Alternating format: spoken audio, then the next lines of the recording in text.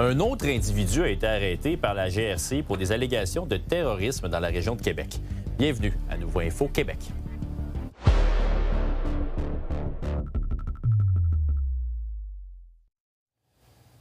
Bonsoir tout le monde, bon jeudi. Il y a un homme de Lévis qui a été arrêté par la GRC ce matin pour des allégations en matière de terrorisme. C'est quand même assez rare comme allégation. Caroline, de quelle façon les policiers ont pu remonter jusqu'à l'individu? Ça a débuté en mars 2025 à la suite d'une plainte qui a été déposée du côté du Centre de surveillance de sécurité nationale de la GRC. Donc, évidemment, on a étudié là, ce qui se passait, notamment sur les réseaux sociaux, pour remonter jusqu'à Mohamed Ali Ben Chawa, qui est âgé de 40 ans, originaire de Lévis. Et donc, ce matin, il a été arrêté, comme tu le disais, pour des allégations en matière de terrorisme, parce qu'en fait, on lui reproche d'avoir fait la propagande de l'État islamique sur les réseaux sociaux, sur TikTok particulièrement. Voici un porte-parole de la GRC. On sait que ce genre d'activité-là au Canada est illégal. Les gens pensent souvent que les activités terroristes, c'est de faire sauter des bombes, d'avoir des tueries de masse, c'est vrai. Mais dans ce cas-ci, au Canada, il y a une loi qui précise qu'on ne peut pas, de façon directe ou indirecte, faire l'apologie, mousser, faire de la propagande pour un groupe, dans ce cas-ci, qui est terroriste au Canada. Est-ce qu'on sait s'il a pu sévir sur d'autres plateformes que TikTok? En fait, ce que nous mentionne la GRC, pour l'instant, là, on a constaté ce genre de publication que sur TikTok. Il faut dire également que c'est un homme qui n'est pas connu des policiers, ni de la GRC, ni d'aucun autre corps de police. Maintenant, à l'heure où on se parle, là, il figure devant son dossier, en fait, et devant la cour. Il n'a pas nécessairement d'accusation formelle portée contre lui cet après-midi. Par contre, il devait s'engager à signer ce qu'on appelle un 810.011, ce qui est en fait un engagement à garder la paix, cette fois-ci en matière de terrorisme. C'est la particularité. Donc, à nouveau, la GRC. Ce qui est intéressant avec ça, c'est non seulement ça devrait mettre fin à ces activités qui sont illégales, mais en plus, ça va donner des pouvoirs additionnels à nos policiers de pouvoir faire une surveillance encore plus poussée sur l'individu. Mentionnons par ailleurs qu'il y avait une opération du côté de la GRC là, à Lévis, au domicile de cet homme-là qui se retrouve avec un 810.011. Et donc, il y a d'autres informations, d'autres éléments là, menant à cette enquête-là ou pertinents à cette enquête-là qui devraient être ramassés, analysés pour par la suite peut-être porter des accusations. Donc, l'enquête toujours en cours. Merci Caroline, bonne soirée. Merci, bonne soirée.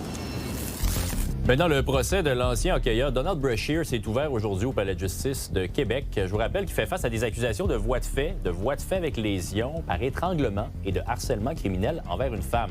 Une ordonnance de la Cour qui empêche de divulguer certaines informations. Les procédures qui se déroulent devant la juge Marie-Claude Gilbert se poursuivront demain. À toutes les 2 semaines, Hugo Langlois vient donner son point de vue sur l'actualité. Et ce soir, il se demande si la Ville de Québec est intéressée à consulter ses citoyens et à entendre leur opinion. Hugo Langlois, santé. Salut! On en parlait pas la dernière fois, puis là, je pense que tu as le goût d'aller d'avant avec ça. Est-ce qu'à Québec, au-delà des élections, on consulte la population? Non, on consulte plus. Non, sincèrement, je trouve qu'on a laissé tomber la culture de la consultation du citoyen. Puis, il y a un nouveau règlement qui est entré en force. C'est le gouvernement du Québec qui a voté la loi 31. Oui. Pour faire les choses simples, ça donne la chance aux municipalités de contourner leur propre loi. Parce que la Ville, si elle a une loi, elle est obligée de s'y conformer. Oui. Alors là, ce qu'on dit, c'est, écoutez, vous avez des besoins. Puis là, c'est principalement dans le logement. Le logement, c'est compliqué. Parce qu'on va dans des zones, on va dans des hauteurs, on va dans des secteurs où il n'y a pas toujours le même genre de logement. Prenons l'exemple de Patate Plus à Val-Bélair. Actuellement, il y a un projet pour transformer cette petite boîte à frites en 80 logements ou à peu près. Là, la population ne dit pas « non, on ne veut pas ». La population dit « attendez un peu, là. C'est déjà compliqué le matin sur la circulation. » Puis on le sait, c'est jamais réel. Les écoles du secteur sont... Il y a des ressources, donc, qui auront des impacts de cette construction-là.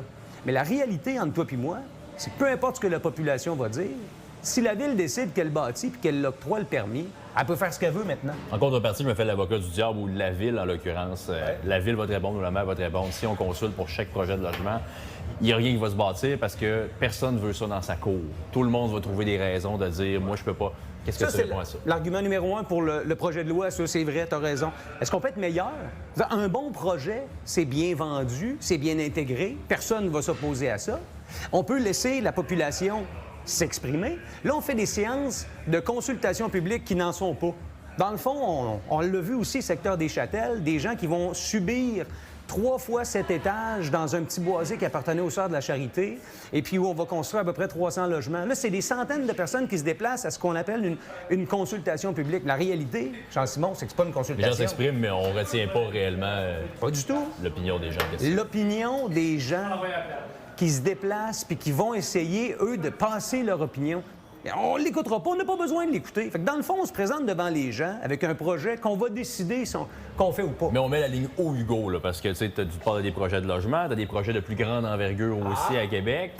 Où est-ce qu'on met la ligne? Où est-ce qu'on décide que c'est la population qui doit avoir le oui ou non pour un projet? Mais moi, je pense que la population, Jean-Simon, a toujours le dernier mot.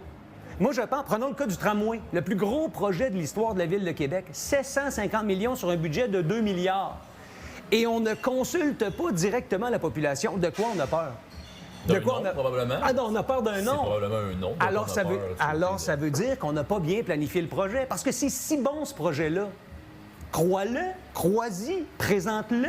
Donc, c'est une question de marketing ou c'est une question de point de vue de la population d'un projet qui n'est pas encore fait? Parce que c'est sûr qu'on dit dans le cas de transport en commun, personne ne va être pour tant que ce ne sera pas en service. Donc, c'est un cas de quoi exactement?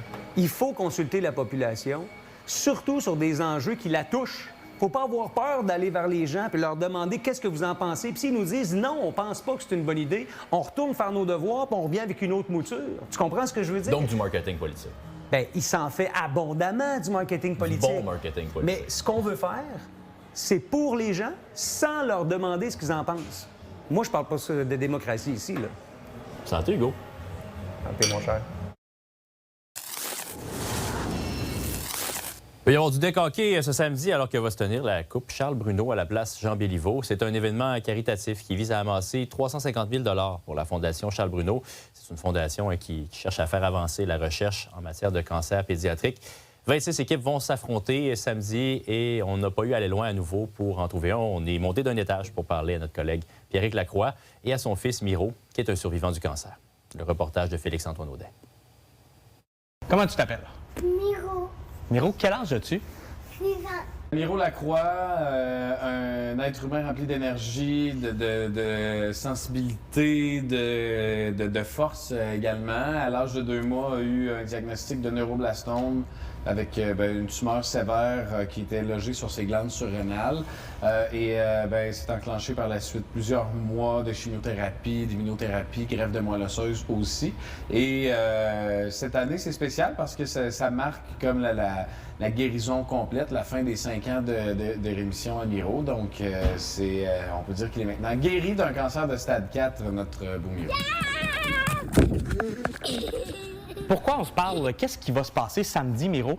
La Coupe Charles Bruno. C'est vraiment amical, c'est vraiment sympathique. Puis, évidemment, il y a des enfants héros qui sont là, qui sont tellement inspirants, puis que des fois, il y en a certains qui sont en traitement, puis qui viennent nous voir, puis il y a tout le temps des histoires hyper inspirantes. Puis en tant que parents, nous, quand on avait les 2 mains dedans avec Miro, c'est le genre d'événement qu'on fréquentait pour se nourrir de l'énergie d'un peu tout le monde. Ça permet aussi aux familles qui vivent là-dedans de faire le plein d'énergie, puis ça, c'est beaucoup plus important qu'on pense. D'où ça vient, cette implication-là? On a commencé à amasser de l'argent ici en ondes dans l'émission du matin, le Boost sur Énergie.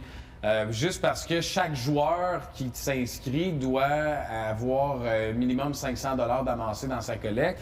Puis le lundi matin, j'ai juste dit « Hey, là, pouvez-vous m'aider? Puis pour aller sur je vais vous envoyer le lien, pouvez-vous faire un petit don, s'il vous plaît? » Et ça a fini qu'on a ramassé 23 000 $. Fait que pour la première année, en 4 jours. Donc, l'année passée, on a amassé 63 000 en 4 jours. Puis là, cette année, là, on faisait le décompte là, tantôt, puis on est à peu près à 25 000. C'est quoi la Coupe Charles Bruno? C'est pour aider les enfants qui sont à l'hôpital pour le cancer et pour les familles des enfants qui sont malades. Tout passe par la recherche. Tu sais, c'est dans le cas d'un cancer comme Miro avait, il y a de ça quelques années, tu avais 40 de chances de t'en sortir.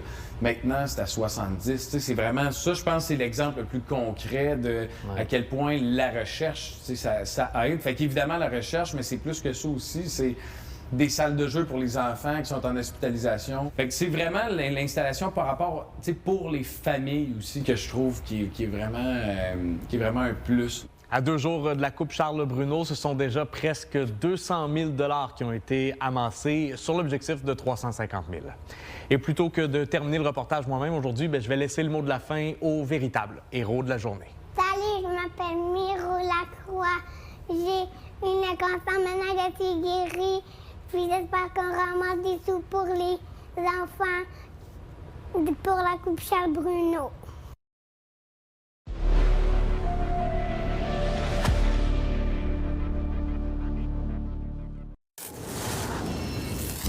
C'est Gabriel Coulombe qui va être candidat à l'investiture du Parti québécois dans l'arrondissement de Charlebourg. Il va tenter de remporter la circonscription, alors que le ministre caquiste Jonathan Julien ne briguera pas un autre mandat.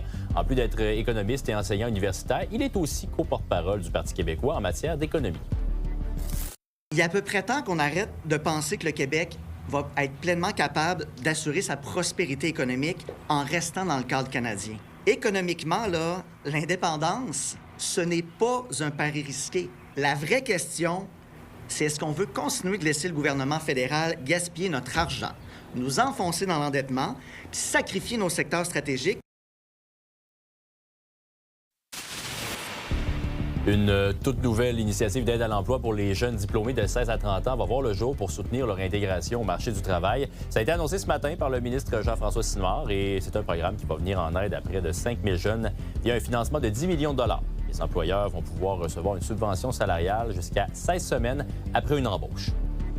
Nous faisons cette annonce dans un timing, permettez-moi l'expression, très particulier, celui du mois de mai. Nos finissants viennent à peine de graduer et ils sont vraiment en recherche active d'emploi. Et on pensait que c'était maintenant le meilleur moment pour annoncer cette mesure. C'est là où elle pourrait être le plus profitable, la plus productive pour nos jeunes. La Victoire de Montréal a remporté sa première Coupe Walter avec une victoire finale de 4-0 contre la Charge d'Ottawa. Grosse victoire que je n'ai pas regardée du tout. J'ai pas regardé un seul match de la Victoire. Or, je n'ai manqué aucun match des Canadiens de Montréal. Et Anne-Sophie Gravel est en studio pour me chicaner. Bonsoir Anne-Sophie, notre collaboratrice spécialiste en enjeux féministes. Pourquoi tu penses qu'on n'a pas le réflexe comme amateur de hockey de suivre la Victoire autant que le Canadien de Montréal? Ouais, t'es pas le seul à avoir un grand intérêt pour la LNH, mais un peu moins pour la LPHF, Jean-Simon. Puis souvent, je pense qu'on oublie que le désintérêt puis la dévalorisation du sport féminin, c'est pas quelque chose qui est né comme ça là, de soi-même. C'est quelque chose qui a été cultivé de longue haleine depuis de nombreuses décennies. Puis on nage ici en plein biais qu'il faut déconstruire pas à pas. C'est assez long, là. Oui, effectivement. Puis je me pose la question, d'où ça peut venir ce biais-là, cette espèce de... Puis c'est pas volontaire, là. Je veux dire, je me suis pas dit je vais ignorer le hockey féminin parce que ça m'intéresse pas. C'est comme si j'y avais pas pensé, si je me réveillais, je suis comme bon, ben, pourquoi tu penses que... C'est pas de la mauvaise foi, hein, tu as raison de le souligner. C'est que, bon, souvent, le sport, surtout le sport professionnel, souvent, c'est un milieu qui a longtemps, flirté avec la culture du viol, on le sait, on en entend parler, mais qui rejette aussi beaucoup le féminin. Tu sais, les phrases comme lancer comme une fille, jouer comme une fille, on l'entend beaucoup. Puis quand on est socialisé en tant que fille, on l'intègre aussi. Donc, j'imagine qu'en tant que gars, ça finit par s'absorber en nous graduellement. Puis, c'est sûr qu'à la longue, il faut cultiver cet intérêt-là, mais c'est un effort à aller faire, c'est sûr. Donc, cette Coupe Walter-là, elle représente pas mal plus qu'une victoire sportive. Oui, vraiment. C'est une belle réussite sportive, mais il faut comprendre que ces joueuses-là se sont battues toute leur vie pour une place, pas juste pour une coupe. C'est des joueuses qui se sont souvent contentées de temps d'entraînement moindre que les garçons, souvent des entraînements de soir, quand les garçons avaient fini le leur.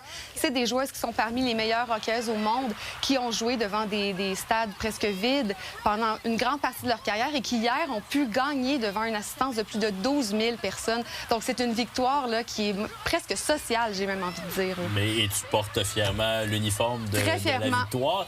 Est-ce que c'est la victoire qui t'a donné le goût de plus suivre le hockey? Oui, et je te dirais que pour moi, comme pour plusieurs fans, je pense, de la victoire, voir la LPHF évoluer comme ça, c'est une guérison, Jean-Simon, parce que, je le disais tantôt, quand on est socialisé en tant que fille, c'est très difficile de se voir dans le sport, dans le sport professionnel, et donc pouvoir avoir la chance maintenant de se dire, bien, jouer comme une fille, c'est jouer comme Anne-Renée Desbiens ou comme Laura Stacey. C'est une immense fierté, puis j'aurais jamais cru un jour faire une chronique télé sur quelque chose qui a rapport au sport, tellement je pensais que ça me concernait pas. Et maintenant, je trouve que ça me concerne, et c'est magnifique. Pendant ce temps-là, il y a un gardien de but à la Ligue nationale dans le Carré d'As qui a été accusé d'agression sexuelle. Il a été blanchi, mais reste tout de même, ça revient souvent. Ça démontre quand même un peu les différences.